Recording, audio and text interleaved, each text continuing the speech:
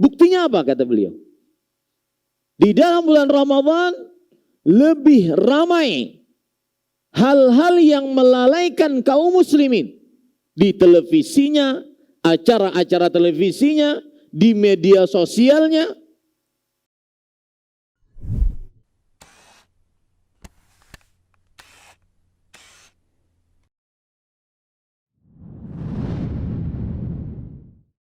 Bismillahirrahmanirrahim. Innal hamdalillah nahmaduhu wa nasta'inuhu wa nastaghfiruh wa na'udzu billahi min shururi anfusina wa sayyiati a'malina.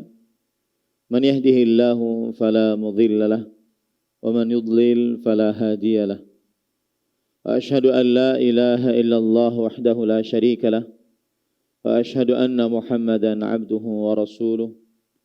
Ya ayyuhalladzina amanu taqullaha haqqa tuqatih wa la tamutunna illa wa antum muslimun.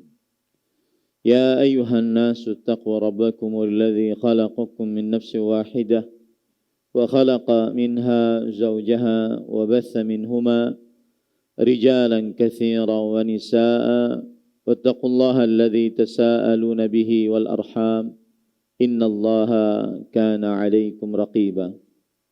Ya ayyuhalladzina amanu taqullaha wa qulu qawlan sadida yuslih lakum a'malakum wa yaghfir lakum dhunubakum wa man yuti'illaha wa rasulahu faqad faza fawzan 'azima amma ba'd. Fa inna asdaqal hadits kitabullah wa ahsanul hadi hadi Muhammadin sallallahu alaihi wa ala alihi wasallam. Syarrul umuri muhdatsatuha wa kullu muhdatsatin bid'ah wa kullu bid'atin dhalalah wa kullu dhalalatin finnar. Alhamdulillah, kita bersyukur pada Allah Subhanahu wa taala pada hari ini, hari yang paling mulia di dalam sepekan hari rayanya kaum muslimin setiap pekannya, hari Jumat, sebagaimana hadis Rasul sallallahu alaihi wasallam, inna min afdali ayyamikum yaumal jum'ah. Sesungguhnya hari yang paling mulia bagi kalian kaum muslimin umat Nabi Muhammad sallallahu alaihi wasallam adalah hari Jumat. Hari Jumat 13 Ramadan Mubarak, bulan yang penuh dengan berkah 1443 Hijriah. Kita bersyukur pada Allah Subhanahu wa taala dapat melaksanakan sholat subuh berjamaah dan dilanjutkan dengan kultum yang membacakan di dalamnya ayat-ayat suci Al-Quran dan hadis dari Rasulullah sallallahu alaihi wasallam. Salawat dan salam semoga selalu Allah berikan kepada Nabi kita Muhammad sallallahu alaihi wa ala alihi wasallam, pada keluarga beliau, para sahabat serta orang-orang yang mengikuti beliau sampai hari kiamat kelak. Dengan nama-nama Allah yang husna dan sifat-sifatnya yang ulia, kita berdoa, Allahumma inna nas'aluka ilman nafi'an wa rizqan tayyiban wa amalan mutaqabbala. Allahumma amin. Ahibati fillah, afanillah wa iyyakum, jamaah Masjid Imam Syafi'i Banjarmasin yang saya cintai karena Allah. Semoga Allah Subhanahu wa taala selalu memberikan afiat kepada kita di dunia dan di akhirat. Pada kesempatan kali ini kita ingin mengambil sebuah pelajaran dari ibadah yang sudah hari ke-13 kita jalani, yaitu ibadah puasa. Ada beberapa hikmah pelajaran yang sangat berarti dari ibadah puasa. Saya akan mengambil satu hikmah saja. Yang pertama, dan hikmah tersebut adalah puasa mengajari kita tentang keikhlasan. Bagaimana beribadah dengan ikhlas hanya kepada Allah Subhanahu wa taala. Dan beribadah dengan ikhlas itu ada dua potret. Yang pertama, meniatkan ibadah tersebut hanya kepada Allah. meniatkan ibadah tersebut hanya kepada Allah. Saya beri contoh, Allah berfirman di dalam surat Ghafir ayat 60, wa qala rabbukum ud'uni astajib lakum. Rabb kalian berfirman, berdoalah kalian kepadaku. Nah, itu ikhlas. Meniatkan ibadah hanya kepada Allah. Berdoalah kalian kepadaku. Seperti misalkan juga ayat yang minimal 17 kali sehari semalam kita baca. Iyyaka na'budu wa iyyaka nasta'in. Hanya kepadamu kami beribadah dan hanya kepadamu kami meminta pertolongan. Itu ikhlas. Itu gambaran keikhlasan yang pertama. Meniatkan ibadah hanya kepada Allah. Seperti misalkan juga ayat yang berbunyi wa 'alallahi fatawakkalu in kuntum mu'minin. Yang artinya dan hanya kepada Allah kalian bertawakal jika kalian benar-benar orang beriman. Ini menunjukkan meniatkan tawakalnya hanya kepada Allah Subhanahu wa taala. Itu gambaran potret keikhlasan yang pertama. Meniatkan ibadah hanya kepada Allah. Contoh yang lain lagi, Allah berfirman dalam surah Al-Kautsar, fasalli li rabbika wanhar. Salatlah dan sembelihlah untuk Tuhanmu, Rabbmu. Menyembelih, meniatkan hanya untuk Allah. Itu adalah potret keikhlasan yang pertama. Potret keikhlasan yang kedua yaitu berharap pahala hanya dari Allah. Kalau tadi niatnya hanya kepada Allah. Kalau ini berharap pahala hanya dari Allah. Contoh misalkan Allah Subhanahu wa taala berfirman, "Qul inna salati wa nusuki wa mahyaya wa mamati lillahi rabbil alamin." Katakanlah wahai Muhammad sallallahu alaihi wa alihi wasallam, sesungguhnya salatku, sembelihanku, hidup dan matiku, apa saja yang aku kerjakan, aku hanya berharap pahala dari Allah Subhanahu wa taala. Salat kita saat kita takbiratul ihram sampai salam, kita kerjakan hanya ingin pahala dari Allah. Itu gambaran keikhlasan yang kedua. Puasa kita hanya ingin pahala dari Allah. Itu gambaran keikhlasan yang kedua. Zakat, haji, kita hanya ingin pahala dari Allah. Itu adalah gambaran keikhlasan yang kedua. Jadi bedakan antara dua potret ini. Contoh isti'adzah. Saya akan nanya kepada Bapak Ibu sekarang. Isti'adzah, minta perlindungan. Allah Subhanahu wa taala berfirman, "Qul a'udzu birabbil falaq. Qul a'udzu birabbin nas." Katakanlah wahai Muhammad SAW, aku berlindung, meminta perlindungan dengan Rabb yang memiliki waktu falak. Ini masuk gambaran pertama atau kedua? Pertama. Meniatkan isti'adzah, minta perlindungannya hanya kepada Allah. Contoh yang lain lagi. Allah berfirman, "Idz tastaghitsuna rabbakum." Dan ingatlah kalian ketika kalian beristighatsah kepada Rabb kalian waktu perang Badar. Ini gambaran keikhlasan yang pertama atau yang kedua? Yang pertama. Ya, yang pertama. Sedangkan kalau gambaran yang kedua, Allah berfirman, "Ya ayyuhalladzina amanu kutiba alaikumus shiyam kama kutiba alal ladzina min qablikum la'allakum tattaqun." Wahai orang yang beriman, diwajibkan atas kalian berpuasa sebagaimana orang-orang sebelum kalian diwajibkan atas mereka berpuasa agar kalian bertakwa. Puasa ingin berharap pahala hanya dari Allah semata. Ini gambaran yang mana? Pertama atau kedua? Yang kedua. Berarti sudah paham ya?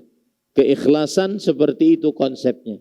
Ada potret yang pertama dan ada potret yang kedua.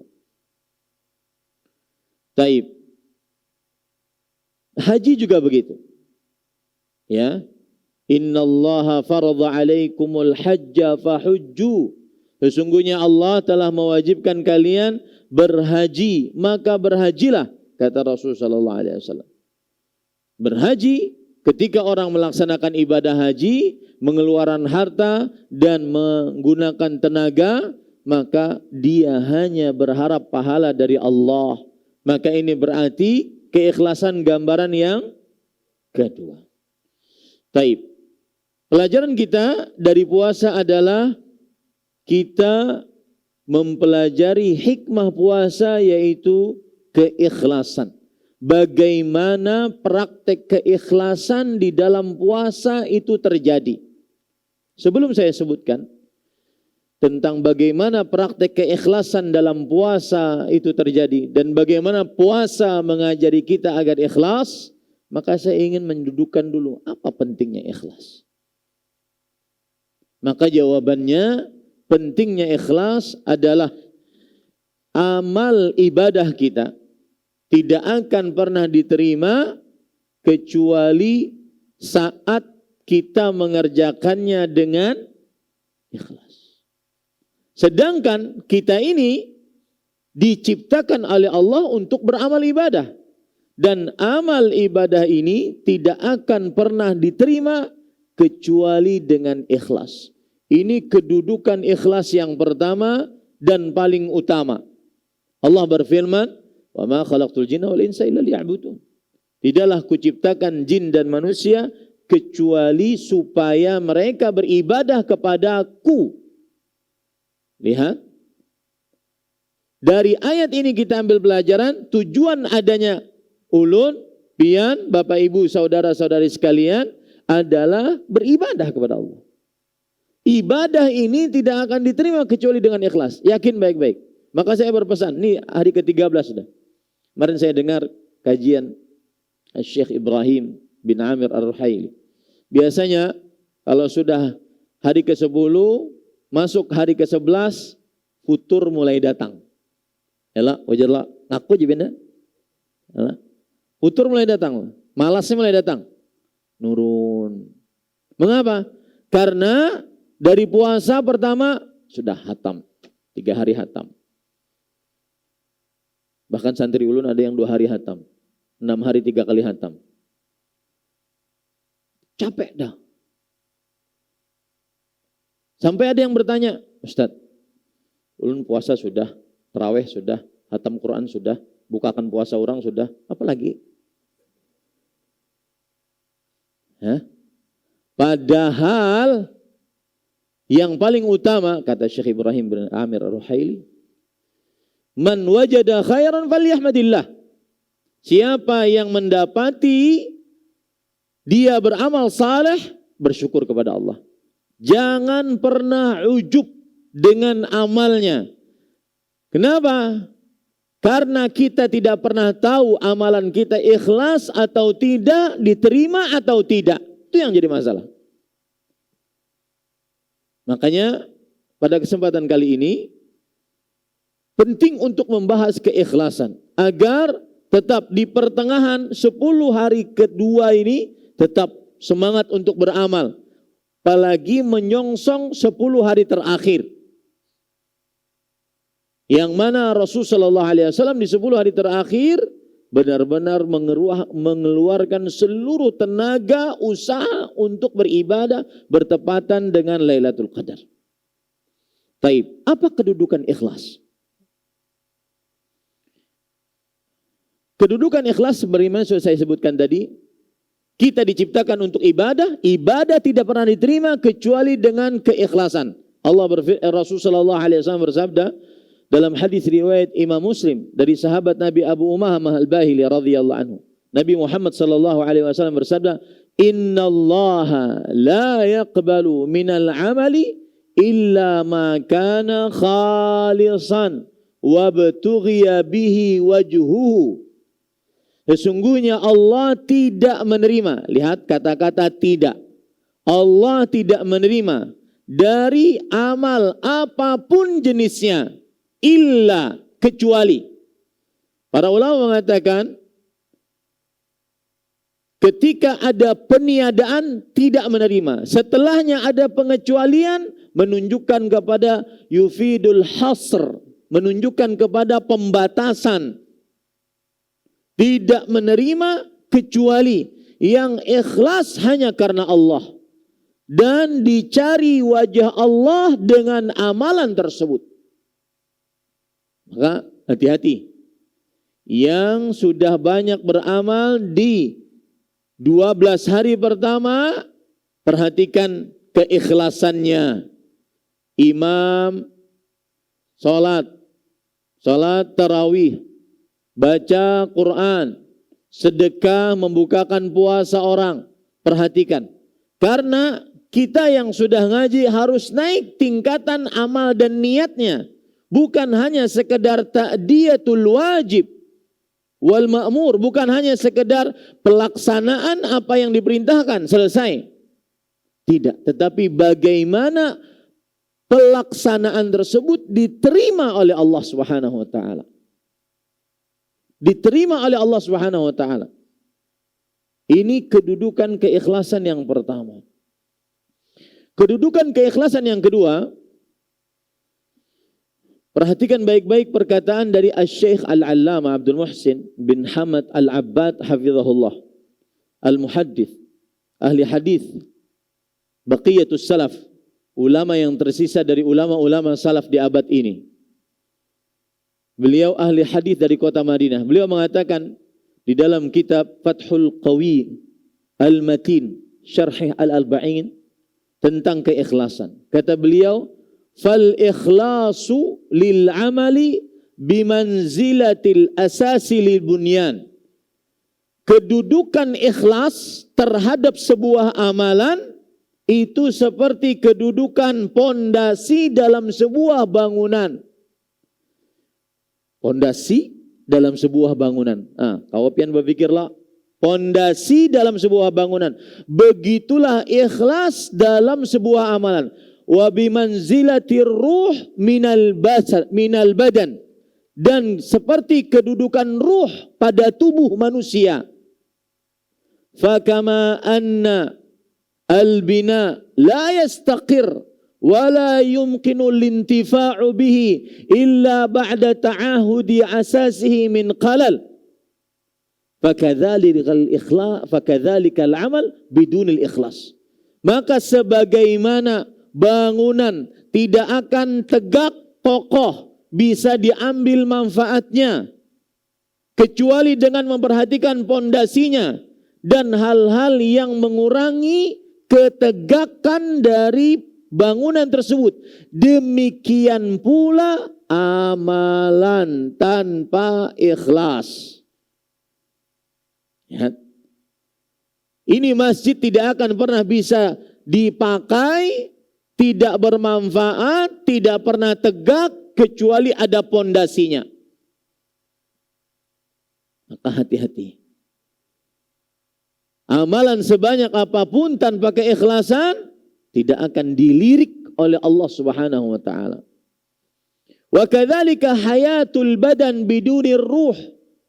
Demikian pula kehidupan seseorang tanpa ruh mati. Fakadzalika al-amalu bidunil ikhlas.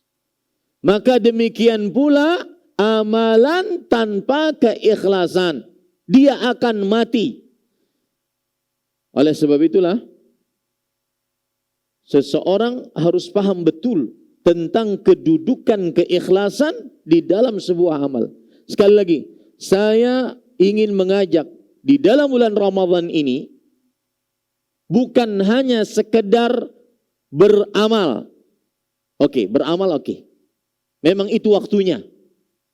Ya baghiyal khairi aqbil. Wahai pencari kebaikan, Ayo sambut bulan Ramadan. Wa ya baghiya syarri aqsir. Wahai pencari keburukan, ayo cukupkan Anda dalam bulan Ramadan. Kita bukan hanya orang yang itu lagi. Kita harus naik kelas. Kita bukan hanya orang yang sedang Ramadan masih asik dengan maksiat. Masih asik dengan hal-hal yang melalaikan. Terutama di malam harinya. Tidak itu. Kita harus naik sudah. Yaitu beramal yang ikhlas agar diterima. Kita bukan membicarakan orang-orang yang malas lagi. Itu sudah lewat waktunya bagi kita. Karena kita sudah tahu keberadaan Ramadan. Dan bagi yang malas-malas, maka saya katakan cukupkan. Gak ada alasan bagi seseorang untuk bermalas-malasan dalam bulan Ramadan.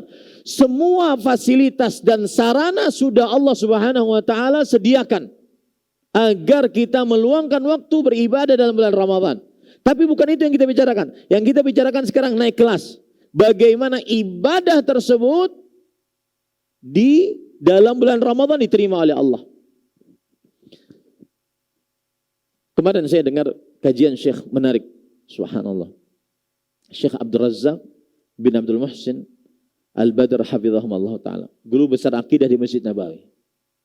Beliau mengatakan, "Qad aqulu lakum anna a'da'al Islam a'lamu min ba'dil muslimin biqimati Ramadan." Saya ingin katakan kepada kalian, kata beliau. Mungkin kalian aneh dengan perkataan ini. Musuh-musuh Islam lebih mengetahui nilai berkahnya Ramadan dibandingkan sebagian kaum muslimin. Musuh-musuh Islam lebih mengetahui nilai berkahnya Ramadan dibandingkan sebagian kaum muslimin. Buktinya apa kata beliau? Di dalam bulan Ramadan lebih ramai hal-hal yang melalaikan kaum muslimin di televisinya, acara-acara televisinya, di media sosialnya, dan kaum muslimin terperosok ke dalam itu. Berarti mereka lebih tahu harga Ramadan, mereka lebih tahu. Dan sebagian kaum muslimin terperosok di dalamnya sampai hari ke-13, sampai tadi malam masih lalai dengan melihat hal-hal yang diharamkan, dengan tidak membaca Al-Quran, sampai hari ke-13 belum hatam-hatam, sampai hari ke-13 sedekahnya belum banyak, sampai hari ke-13 amal ibadahnya belum banyak, ke masjidnya masih pas adzan atau iqamah. Kemarin ulun bercerita di Masjid As-Salam, barakatul ibadah, berkahnya ibadah. Itu semua untuk memotivasi. Karena seperti yang saya katakan, 10 hari terakhir oke. Sudah hari ke-11, hari ke-12, hari ke-13, sudah santai. Kau aja kita ke pasar pinanya. Kau aja kita bermain-main, kau aja. Nah, ini periode untuk orang-orang yang sudah ngaji sudah lewat. Gak ada dalam bulan Ramadan seperti ini. Kita harus naik. Bukan hanya memperbanyak amal, tetapi bagaimana amal tersebut diterima oleh Allah Subhanahu wa taala. Itulah pentingnya keikhlasan. Baik. Sesudah itu, kalau ada yang bertanya, belajar ikhlas dari puasa bagaimana caranya? Perhatikan baik-baik. Rasul sallallahu alaihi wasallam bersabda dalam hadis riwayat Bukhari Muslim, "Kullu 'amali ibni Adam yudha'af, al-hasanatu bi'ashri amsalha, illa as-siyam fa innahu li wa ana ajzi bih. Yad'u syahwatahu wa ta'amahu min ajli." Setiap amalan anak Adam dilipatkan pahalanya. Dilipatkan pahalanya. Baik. Setelah itu, satu amal ibadah diganjar dengan 10. Kemudian kecuali puasa. Puasa aku yang akan mengganjarnya. Dalam riwayat yang lain, as-saumu li, puasa itu milikku. Aku yang akan mengganjarnya. Mengapa? Karena di dalam puasa, orang yang berpuasa meninggalkan makan dan syahwatnya karena ku. Itu yang jadi masalah. Di situ kita belajar keikhlasan. Di dalam puasa tidak bisa orang riya. Persis seperti perkataan Imam Al-Qurtubi rahimahullah. Beliau mengatakan, lamma kanatil a'mal yadkhuluha riya. Ketika amalan-amalan bisa masuk riya. Semua amalan bisa masuk riya. Apalagi sholat. Makanya Rasulullah SAW mencontohkan riya pada sholat.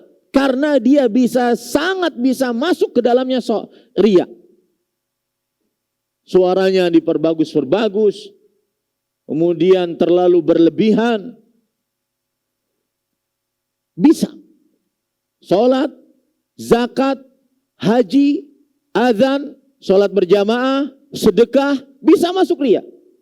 Was-saum la yattali'u alaihi bimujarradi fi'lihi illallah. Sedangkan puasa tidak ada yang mengetahuinya hanya dengan mengerjakannya kecuali Allah. Sufyan sekarang puasa atau tidak, belum ada tahu. Mungkin haid sih. Kecuali kalau kita tanya, puasa kapan? Orang puasa tidak bisa riya, kecuali kalau ngomong. Lihat Imam Ibnul Jauzi rahimahullah ta'ala, beliau mengatakan, jami'ul a'mal tadharu bi fi'liha. Seluruh amalan akan terlihat dengan mengerjakannya. Wa qalla min an yaslama min syaub bi khilafis saum. Maka karena terlihat saat mengerjakannya sedikit sekali yang selamat dari penyakit kotoran, yaitu hati. Berbeda dengan puasa, tidak ada yang mengetahuinya. Dari sinilah kita belajar ibadah puasa. Karena belajar ikhlas dari ibadah puasa. Karena tadi Allah mengatakan, yada'u ta'amahu wa syahwatahu min ajri. Ia meninggalkan makan dan syahwatnya karenaku. Tidak ada yang tahu kecuali Allah. Makanya Imam Ahmad rahimahullah mengatakan, as-saum la yaktubuhal hafadhah. Puasa tidak ada para malaikat pencatat amal yang menulisnya. Karena itu murni hanya untuk Allah Subhanahu wa taala. Enggak ada yang tahu. Maka para ikhwan yang dirahmati oleh Allah Subhanahu wa taala, Al-Hafidz Ibnu Hajar Al-Asqalani rahimahullah mengatakan ketika Allah tadi berfirman, illa shaum fa innahu li wa ana ajzibi. Kecuali puasa. Puasa itu milikku dan aku yang akan mengganjarnya. Kenapa Allah batasi hanya puasa yang milik Allah? Kenapa Allah batasi hanya ibadah puasa yang pahalanya hanya Allah yang tahu? Ma'qil bin Yasar rahimahullah beliau mengatakan, kullu amalin yu'rafu thawabuhu illa shaum. Setiap amalan diketahui pahalanya kecuali puasa.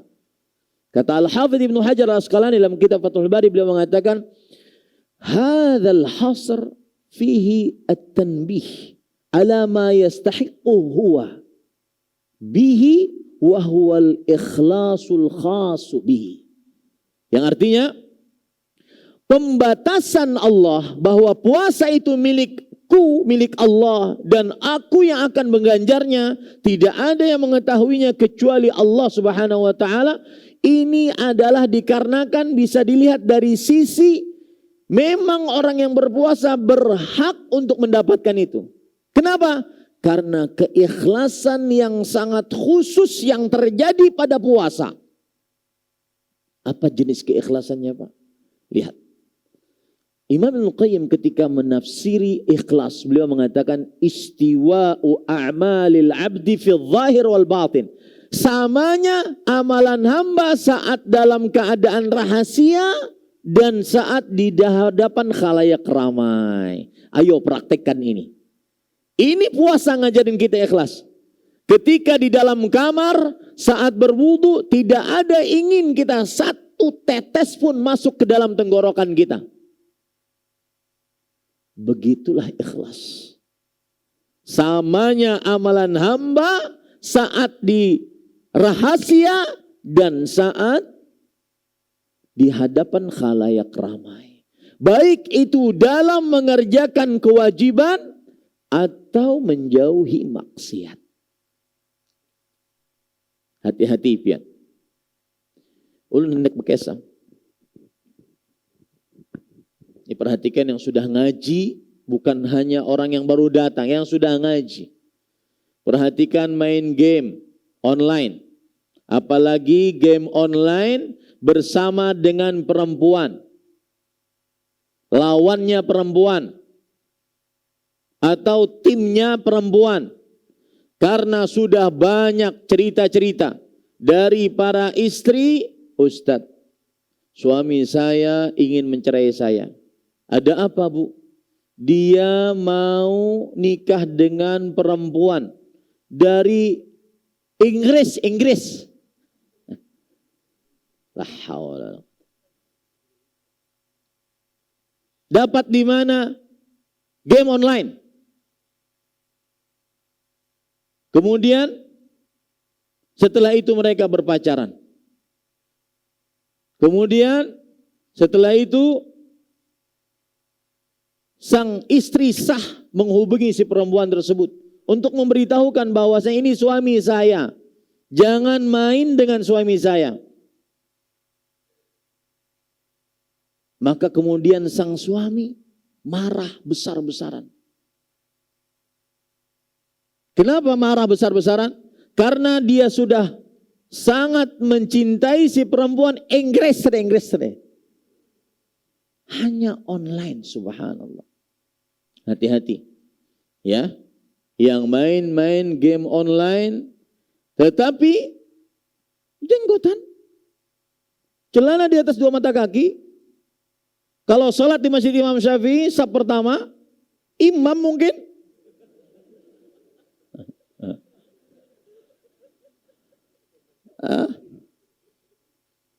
Atau ketua masjid. Hati-hati. Harus istiwa'u a'malil abdi fi zahir wal batin. Samanya keadaan hamba saat rahasia atau saat terang-terangan. Itu ikhlas. Itu pelajaran paling berarti dari puasa. Agar kita benar-benar ikhlas di dalam beramal ibadah. Karena puasa yang kita kerjakan, kita tidak ingin hanya dapat lapar dan haus. Sama, amal yang kita kerjakan, kita tidak ingin hanya keluar keringat, keluar tenaga, keluar harta, dengan segala macam jenis ibadah, tetapi pahalanya lapar dan haus. Dan itu pasti terjadi, dan banyak. Karena sudah ditegaskan oleh Rasulullah SAW. Rubba sa'im hadzuhu min siyami al-ju' wal 'atash. Berapa banyak orang yang berpuasa, bagian dari puasanya hanya lapar dan haus. Berarti banyak dan pasti terjadi. Makanya saya katakan tadi, kita harus naik tingkatan. Bukan puasa orang awam. Begitu pula amal. Amal banyak, tetapi jangan sampai pahalanya cuma 0. Ali bin Abi Thalib radhiyallahu anhu berkatakan, "Kunu liqabulil amal ashadda minkum ihtimaman bil amal." Alam tasma'u Allah azza wa jalla yaqul innama yataqabbalu Allah minal muttaqin. Jadilah kalian orang-orang yang perhatian bagaimana amalnya diterima, bukan hanya sekedar beramal. Apakah kalian tidak mendengar Allah berfirman, Allah hanya menerima pembatasan, innama adatul hasr, huruf untuk membatasi. Allah hanya menerima dari orang-orang yang bertakwa. Dan sifat sangat dominan, karakteristik yang sangat dominan dari orang bertakwa adalah ikhlas. Maka para ikhwan yang dirahmati oleh Allah, sekali lagi, begitulah cara kita belajar keikhlasan dari puasa. Yada'u ta'amahu wa syahwatahu min ajri. Meninggalkan makan syahwatnya karenaku.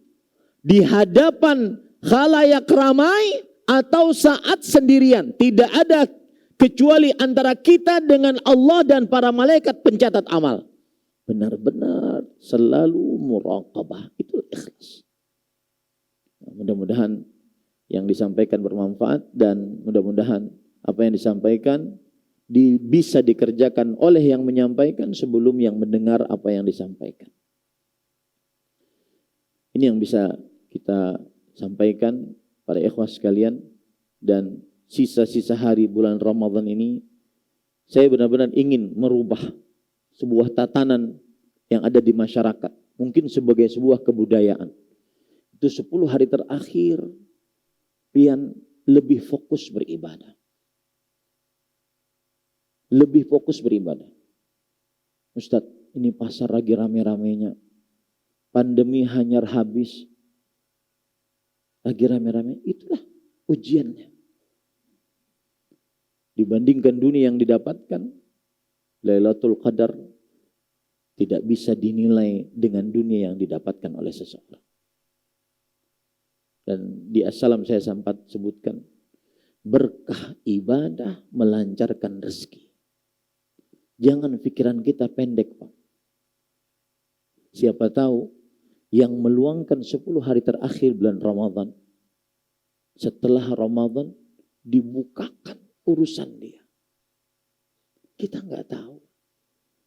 Berkah ibadah itu kita tidak tahu. Dan berkah ibadah bukan hanya ukuran duit.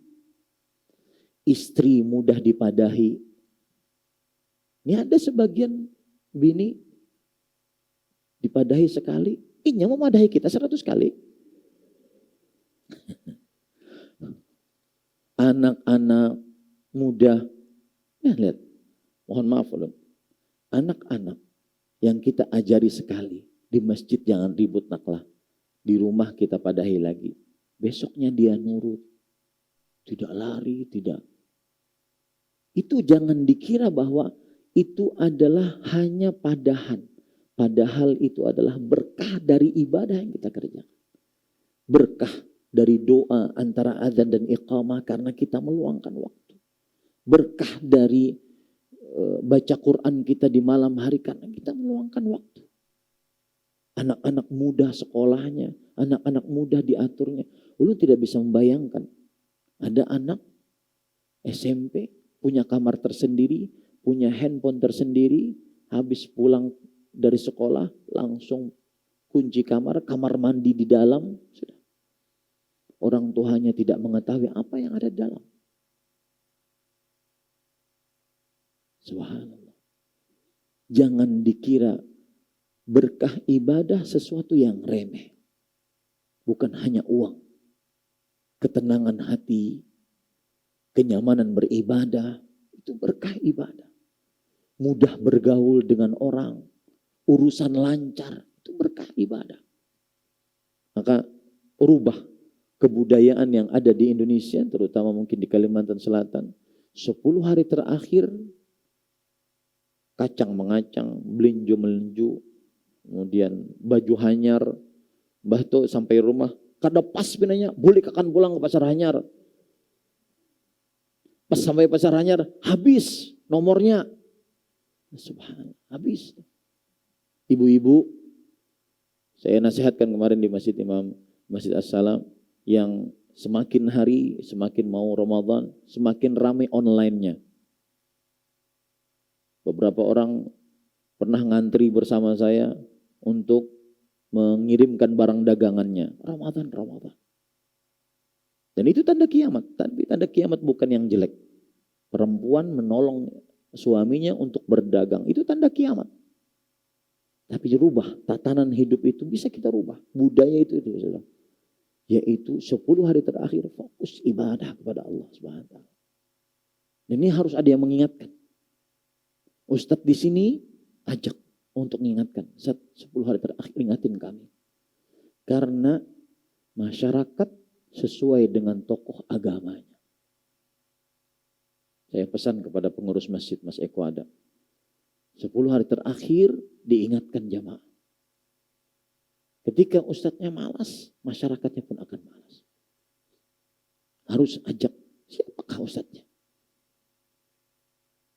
Dan saya melihat kalau seandainya ustadz tidak i'tikaf, tetapi dia pergi satu masjid mengingatkan kaum muslim bagaimana tata cara beribadah, bagaimana semangat, itu mungkin salah satu cara beliau mendapatkan Lailatul Qadar.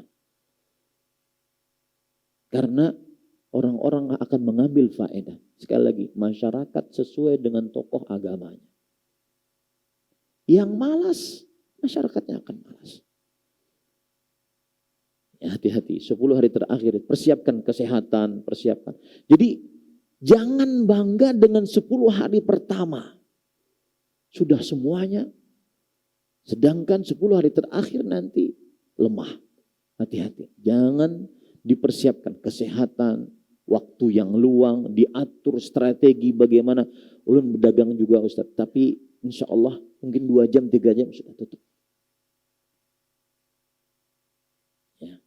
Ini bukan hanya sekedar lucu-lucuan, tetapi ini beneran. Saya katakan, kalau mau menyelesaikan, selesaikan sebelum 10 malam terakhir bulan Ramadan. Siapa tahu ini adalah Lailatul Qadar terakhir dalam hidup kita. Bekal yang paling indah untuk kita berhadapan dengan Allah Subhanahu wa taala. Semoga yang disampaikan bermanfaat dan kita cukupkan dengan kafaratul majlis. Subhanakallah bihamdik asyhadu an la ilaha illa anta astaghfiruka wa atubu ilaik. Wassalamualaikum warahmatullahi wabarakatuh. Terima kasih. Jazakumullah khairan wa barakallahu fikum. Video ini dibuat atas partisipasi dari donasi Anda. Semoga menjadi amal jariah bagi Anda semuanya.